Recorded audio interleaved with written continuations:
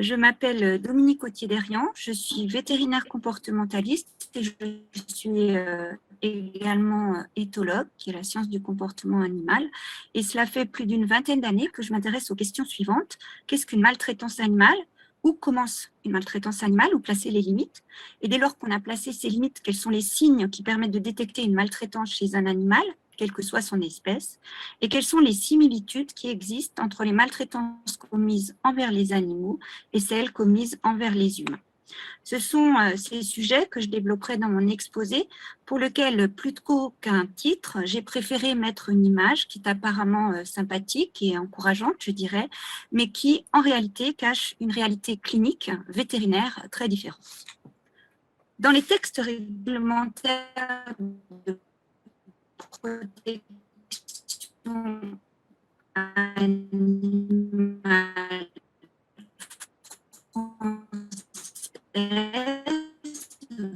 le terme de maltraitance animale n'est pas utilisé comme tel. Ce sont finalement les actes qui sont qualifiés, qui sont précisés, et c'est les actes de cruauté. Cependant, en médecine vétérinaire, et bien d'autres auteurs scientifiques depuis, ont appliqué aux animaux la classification des maltraitances qui était utilisée déjà depuis une vingtaine d'années en médecine pédiatrique, donc en médecine humaine infantile. Les maltraitances donc, en vétérinaire se classent en 4 catégories: les négligences, les abus physiques, les abus sexuels, qui sont des abus physiques mais qui sont classés à part, et puis les abus psychologiques. Alors, comme je vous l'ai dit, il y a une très abondante littérature scientifique qui s'est développée. Sur l'écran, le livre vraiment très important des Munro. Et puis ensuite, le développement de la médecine forensique vétérinaire, c'est-à-dire la médecine légale vétérinaire. Et là, il y a énormément de littérature scientifique à ce sujet. Alors, pourquoi classer?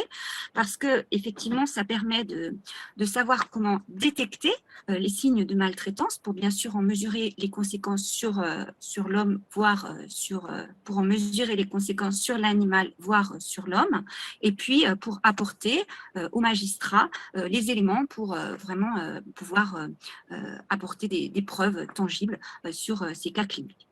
Donc, je ne reviendrai pas sur les statistiques, les enquêtes des cas d'abus sexuels sur les animaux. Je vais simplement citer l'exemple qui s'affiche à l'écran parce qu'il s'agit de la première enquête, à ma connaissance, vétérinaire qui a été faite sur le sujet des maltraitances animales.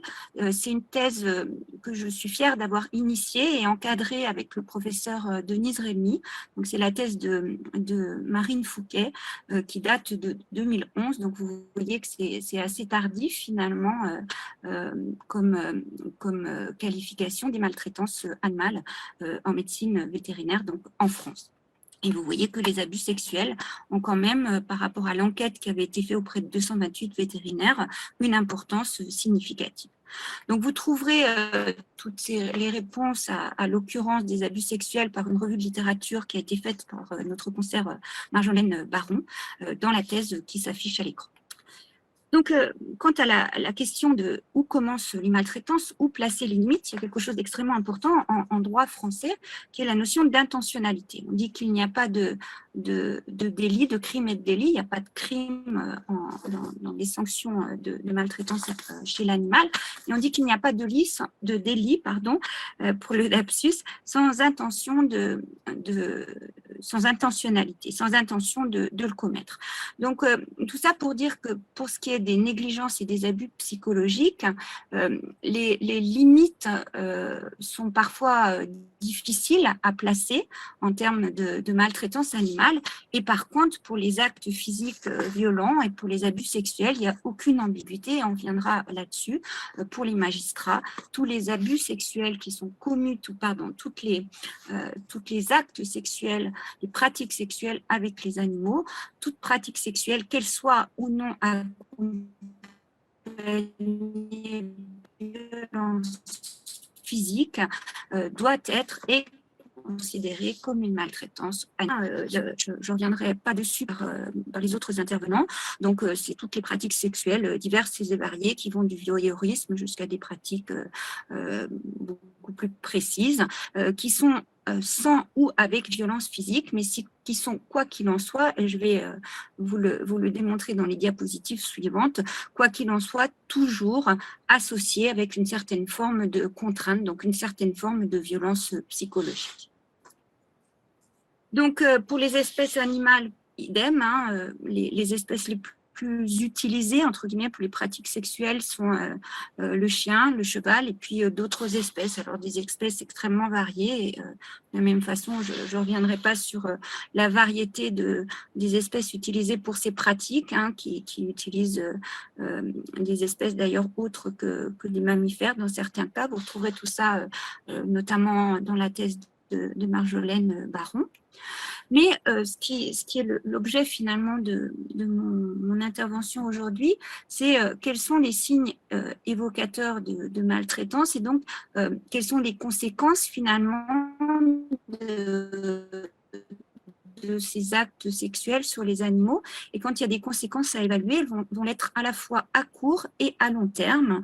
Et il va falloir évaluer ces conséquences sur l'animal, sur les autres animaux qui sont potentiellement présents dans le foyer, sur des personnes humaines proches de l'animal présentes, et puis sur les autres entourages humains plus ou moins proches. Mais aujourd'hui, je m'intéresserai uniquement aux conséquences sur l'animal. Les autres m'intéressent également, mais c'est celle que je vais vous présenter aujourd'hui. Alors, quelles conséquences de ces pratiques sexuelles, d'ailleurs qu'elles soient ou pas associées par des violences physiques? Et pour commencer, je voudrais déjà vous préciser les cas dans lesquels tout ça s'opère pour bien comprendre les conséquences. Le fait qu'un animal soit attiré par l'homme spontanément ne peut être que le fait soit d'un trouble du développement, c'est-à-dire que l'animal va se développer pendant sa période juvénile dans des conditions qui ne sont pas conformes à un développement psychologique harmonieux. Et donc, à l'âge adulte, cet animal va être attiré par d'autres espèces, par différents phénomènes dits d'imprégnation, par exemple. Dans tous les cas, les animaux qui présentent cette attirance ont d'autres troubles associés, alors sur lesquels je n'ai pas le temps de revenir aujourd'hui, hein, mais lors de cet exposé, mais je suis à votre disposition pour le faire dans d'autres conditions. Donc, ça va être des troubles très sévères qui peuvent être assimilables, par exemple, à des TOC chez l'homme. Dans d'autres cas, lorsque les animaux, finalement, vont être attirés par des pratiques sexuelles avec l'homme, eh bien c'est le fait de conditionnement, c'est-à-dire c'est le fait d'humain qui aura encouragé ça par une forme ou l'autre de conditionnement avec des renforcements positifs, c'est-à-dire que la personne qui aura conditionné son animal va récompenser l'animal, ne serait-ce que par son propre comportement bienveillant envers l'animal, et ce comportement qui va être récompensant vis-à-vis de l'animal par le simple fait soit de le récompenser avec des récompenses alimentaires, soit par des caresses, etc. Donc, quoi qu'il en soit, il existe toujours une forme de contrainte lors de pratiques sexuelles avec des animaux qui ont été entraînés à ça. Et il y a, en tous les cas, je peux en témoigner par ma pratique vétérinaire comportementaliste, il y a très souvent une interprétation très de ces pratiques sexuelles. Une femme qui embrasse un animal, donc là effectivement c'est un acte sexuel de la part d'une femme. Lorsqu'on voit effectivement un chien qui embrasse une personne, eh bien ce n'est pas du tout une interprétation de nature sexuelle, hein. L'interprétation de ce comportement est totalement autre, hein. Donc il faut faire attention, chaque espèce a son propre répertoire comportemental et bien souvent, toujours, il y a des erreurs d'interprétation de la part des signaux comportementaux de l'animal envers l'homme.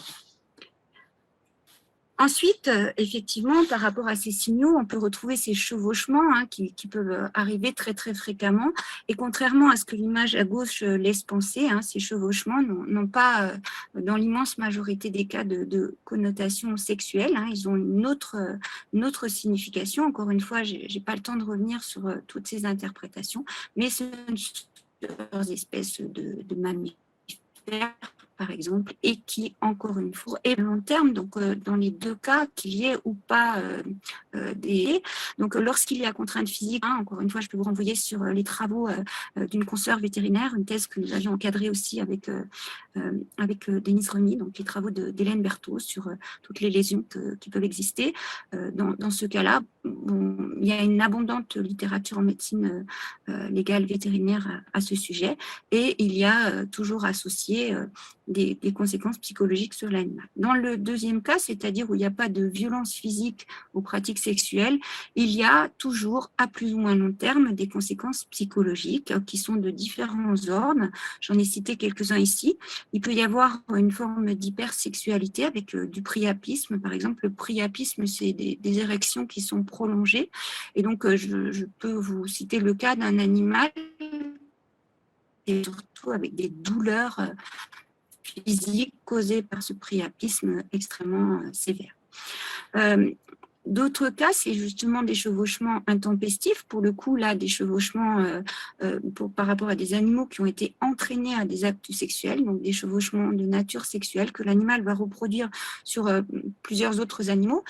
Donc, il peut lui-même aussi se faire mordre parce que ses comportements dérangent les autres animaux. Et puis, il peut devenir lui-même agressif parce que finalement, il a un comportement inapproprié et il devient anxieux, il devient agressif. Et puis, ce que j'ai vu plusieurs reprises, c'est des enfants qui étaient finalement victimes de ces chiens qui étaient entraînés et des enfants qui étaient chevauchés comme ça, qui étaient lacérés par les griffes du chien.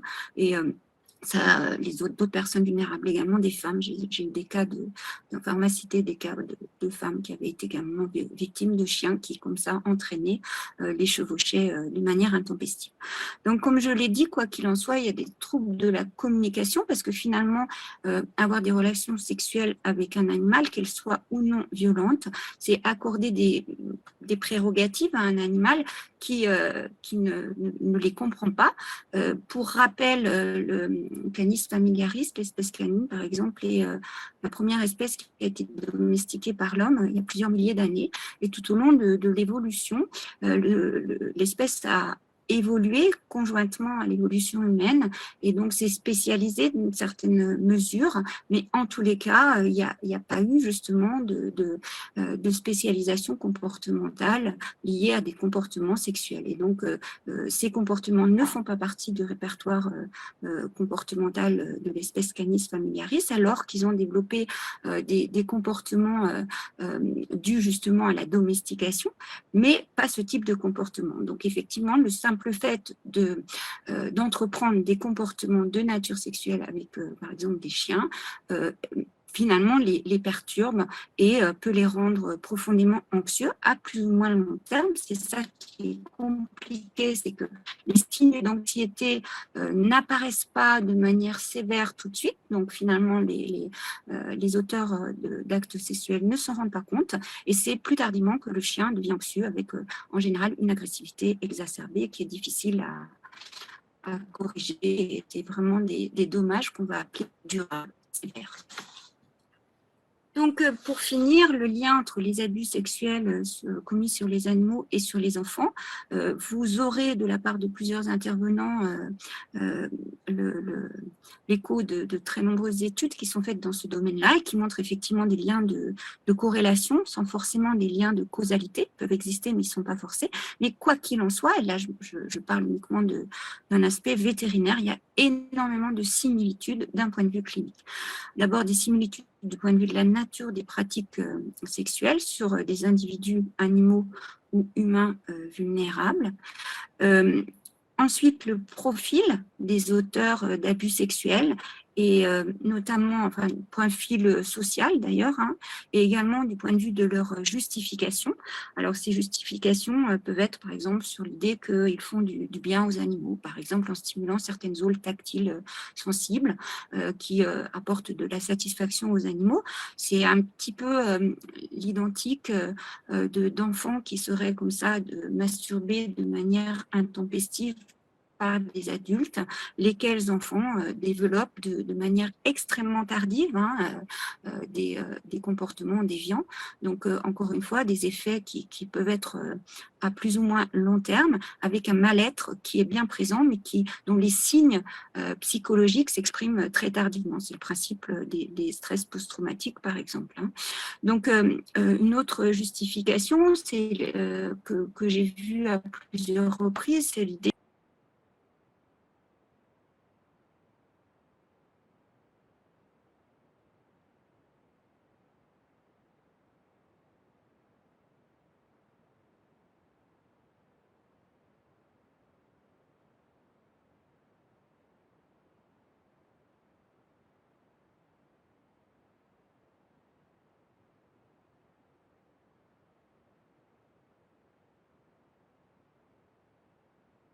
différents. Ensuite, le type de violence associée, vraiment de très fortes similitudes.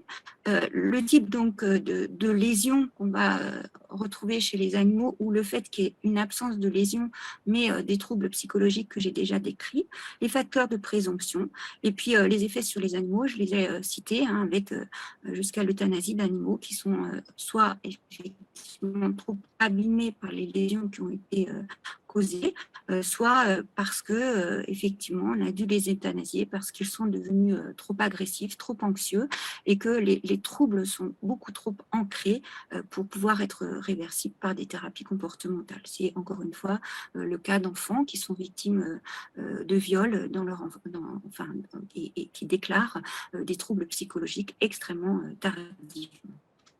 Donc effectivement, c'est bien à la fois le comportement de l'animal et le comportement du détenteur de l'animal qui va amener à une suspicion. Et je laisse Anne-Claire vous parler du guide des maltraitances animales que l'association AMA a permis de mettre en place, qui sera prochainement publié. Donc voilà, je ne reviendrai pas sur les multiples études qu'il y a dans ce domaine-là. Je peux juste vous faire le témoignage de ma propre pratique dans ce domaine depuis bien avant déjà que j'étais vétérinaire comportementaliste. J'ai retrouvé des cas cliniques, effectivement, sur lesquels j'ai pu mettre en évidence certaines similitudes. Pour finir, 4 points de conclusion. La première conclusion, c'est qu'il y a beaucoup d'erreurs d'interprétation de la part des personnes qui légitiment les actes sexuels envers les animaux.